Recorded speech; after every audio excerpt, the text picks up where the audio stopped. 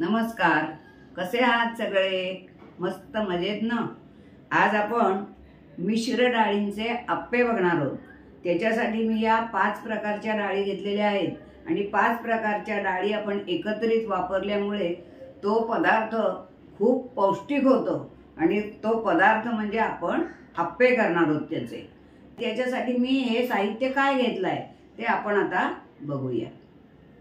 तर हे आप्पे बनवण्यासाठी या मी इथे डाळी घेतलेत, त्या कुठल्या घेतलेत आणि किती घेतलेत हे मी आता तुम्हाला दाखवते। ही आहे तुरीची डाळ अर्धी वाटी, चण्याची डाळ, मुगाची डाळ, मसूरची डाळ आणि उडीद डाळ, अशा ह्या आपण सगळ्या अर्धी अर्धी वाटी डाळी घेतलेत। आता मला एवढेच आप्पे करायचे म्हणून मी कमी घेतलाय, पण तुमच्या घरात जर जास्त माणसं असली तर तुम्ही याचं प्रमाण वाढवू शकता। आणि हे 1 वाटी मी तांदूळ घेतलेत। डाळी मी इथे अर्धी अर्धी वाटीच घेतलेत आणि तांदूळ मात्र आपण 1 वाटी घेतलेत, कारण त्यामुळे काय होतं, आप्पे चांगले हे खुटखुटीत होतात। आता ह्या सगळ्या डाळी मी ह्या मोठ्या पातेल्यात घेते। ह्या डाळी मी सगळ्या या एका पातेल्यातच सगळ्या एकत्र घेणार आहे आणि मग आपल्याला त्या स्वच्छ 2-3 पाण्याने धुवून घ्यायचे। डाळींवर सुद्धा एक प्रकारची पावडर असते, त्यामुळे त्या स्वच्छ धुणं अतिशय आवश्यक आहे, म्हणून 2-3 पाण्याने छान धुवून घ्यायच्या।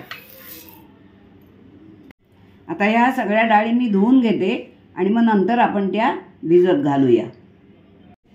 आता या डाळी धुवून झाल्यानंतर आपल्याला ह्याच्यामध्ये भरपूर पाणी घालून ठेवायचं आहे आणि ते आपल्याला 7 ते 8 तास भिजत हे ठेवायचं आहे। आता हे 7 ते 8 तास मी असंच भिजत ठेवणार आहे आणि आता हे पण झाकून ठेवूया आणि मग आपण पुढची कृती बघूया। आप्प्यासाठी मी डाळी भिजवल्या होत्या, त्या आपण सकाळी भिजवल्या होत्या आणि आता 7-8 तास झाले। आता ते कशा भिजल्या ते आपण बघूया। हे बघा, मस्त भिजलेत एकदम। आता हे ह्यातलं पाणी काढून टाकून मी मिक्सरमधनं वाटून घेणार आहे ते, आणि आपण इडलीचं कसं दळतो तसंच हे दळायचं आहे। दळताना पाणी मात्र जास्त त्याच्यात घालायचं नाही, थोडंसं असं घट्टसरच इडलीच्या पिठासारखं व्हायला हवं, तरच आप्पे चांगले होतील। आणि जर ते पातळ झालं पीठ तर मग आप्पे आपले चांगले होणार नाहीत। आता हे मी मिक्सरमध्ये दळून घेते। हे बघा, मी ह्या डाळी सगळ्या आता वाटून घेतल्या आणि ह्या बघा, हे वाटल्यानंतर हे मी असं इतपत ठेवलं आहे। हे आता आपण इडलीचं कसं आंबवतो रात्रभर, तसं हे आता झाकण लावून मी डब्याला ठेवणार आहे आणि आपण ते आंबवायला ठेवायचं आहे। आता हे पीठ आंबलं की आपण दुसऱ्या दिवशी त्याचे आप्पे करायचे। आंबलं की म्हणजे फर्मेंट झाल्यावर। नमस्कार, काल आपण ती आप्प्याची डाळ भिजत टाकली होती ना आप्पे करण्यासाठी, ती आपण संध्याकाळी वाटली आणि मी ती रात्रभर तशीच वाटून ठेवली होती। तर आता ती कशी फुगली ते आपण बघूया। हे बघा, छान फुलून आली। हे बघा किती जाळी पडली त्याला। हे बघा, आता हे मी सगळं पीठ ढवळून घेते आणि मग आपण त्याच्यात बाकीचे जिन्नस घालूया।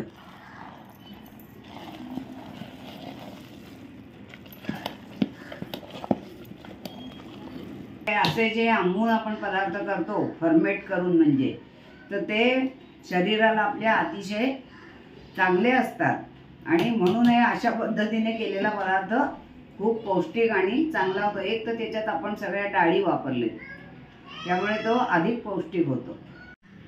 आता या पिठामध्ये आपण लसणीची पेस्ट घालूया, ती आपण 1 चमचा घालूया।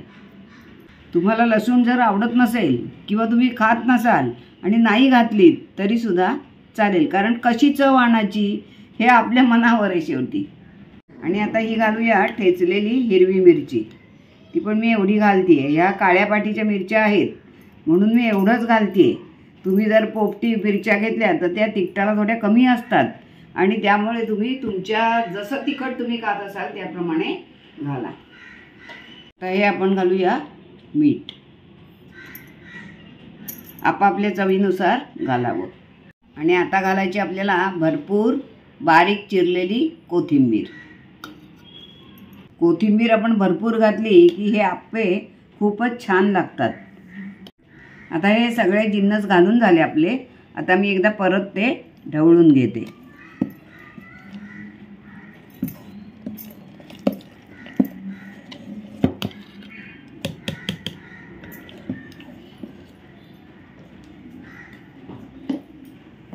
आता हे छानपैकी ढवळून झालं. आता आपण त्याचे आप्पे करायला घेऊया. आप्पे करण्यासाठी मी हे आप्पे पात्र आता तापत ठेवलं आहे. हे आपलं आप्पे पात्र हे बिडाचं आहे, त्यामुळे मी ते सकाळीच घासून त्याला तेल लावून ठेवलं होतं. कारण तेल लावून ठेवलं की मग आप्पे सुटायला बरं पडतं आपल्याला. आणि बिडाची भांडी अशी पण नेहमी तेल लावूनच ठेवावी, म्हणजे त्याला पदार्थ चिकटत नाही. भांडं आपलं तापलेलं आहे. तर मी ह्याच्यामध्ये थोडं थोडं पीठ घालणार आहे.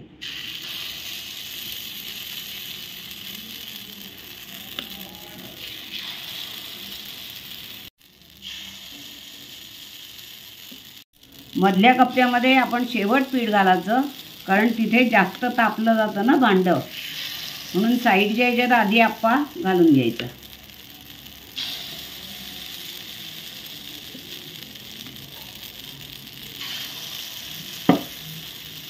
आता आपण त्याच्यावर झाकण ठेवूया. एकदा आपण सुरुवातीला आप्प्याचं भांडं तापून चांगलं घेतलं की मग आपल्याला ती गॅसची फ्लेम एकदम लहानच ठेवायचे, कारण फास्ट याच्यावर करायचं नाही तर आप्पे आपले जळतील. कारण ही बिडाची भांडी खूप तापतात आणि त्याच्यामुळे मध्ये जास्त त्याला हीट लागते, आणि म्हणून बारीक गॅसवरच करायचं.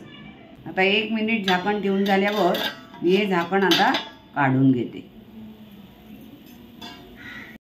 ह्या सगळ्या आपल्या डाळी आहेत की नाही, म्हणून मग त्या चांगल्या शिजायला हव्यात, आणि म्हणून आपण त्याला थोडी वाफ येण्यासाठी झाकण ठेवायचं. आणि झाकण काढल्याबरोबर लगेच आप्पा उलटवून घ्यायचा नाहीये, कारण जसं आपण घावनाच्या वेळेला 2 सेकंद थांबतो आणि वाफ पूर्ण निघून गेल्यानंतर उलटतो, तोच प्रकार हा आहे. तर झाकण काढल्यावर काही वेळानेच ते उलटायचे आपल्याला. वरची बाजू जिथपर्यंत आपल्याला ओलसर वाटते तिथपर्यंत उलटायचा नाही, आणि नंतर मग उलटायचा. आता थोडंसं मी तेल त्याला बाजूनी सोडते, म्हणजे आप्पे कुरकुरीत होतील आपले. आता सुरीच्या साह्याने आपण तो साईडनी सोडवून घेऊया आणि मग असा उलटा करायचा. अशा प्रकारे हे सगळे आप्पे उलटून घ्यायचे असे, आणि दोन्ही बाजूनी आपल्याला चांगले शेकून घ्यायचे.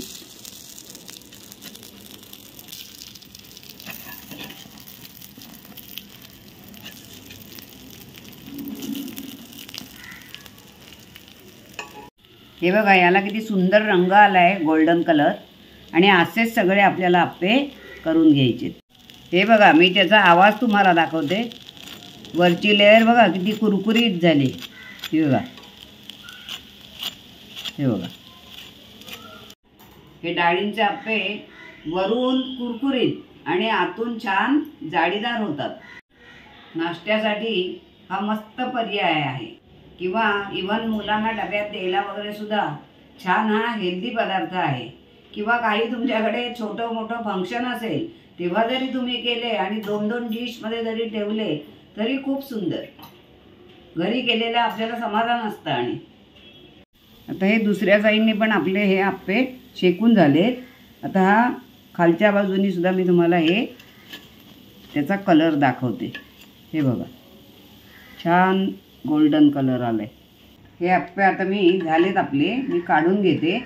आणि हे आप्पे तुम्ही सॉस बरोबर किंवा नारळाच्या चटणीबरोबर सुद्धा खाऊ शकता. मी तुम्हाला वरून कुरकुरीत कसा झाला हे मग अशी दाखवलंच. आणि आता हा आतून बघा किती जाळीदार झालाय बघा, छान. आणि इतके टेस्टी होतात हे आप्पे. म्हणजे एक तर रात्रभर आपण पीठ ठेवल्यामुळे थोडा आंबूसरपणा त्याला लागतो. त्याच्यामध्ये आणखीन भरपूर कोथिंबीर, हिरवी मिरचीचा वास आणि लसणीचा वास, त्यामुळे एकदम अप्रतिम लागतात हे. तुम्हाला हवे असतील तेवढे आप्पे करून झाले की तुम्ही नंतर फ्रीजमध्ये पीठ ठेवू शकता. पण अतिसुद्धा जास्त ठेवायचं नाही. 1 ते 2 दिवस फ्रीजमध्ये ते चांगलं राहू शकतं आणि आपल्याला मग पाहिजे तेव्हा परत आपण करून खाऊ शकतो. कसा वाटला हा आजचा व्हिडिओ तुम्हाला? आणि आवडला असेल तर शेअर आणि लाईक नक्की करा. आपण पुन्हा एकदा भेटूया अशाच एका छानशा व्हिडिओमध्ये. तोपर्यंत मस्त रहा आणि विशेष म्हणजे आनंदी रहा.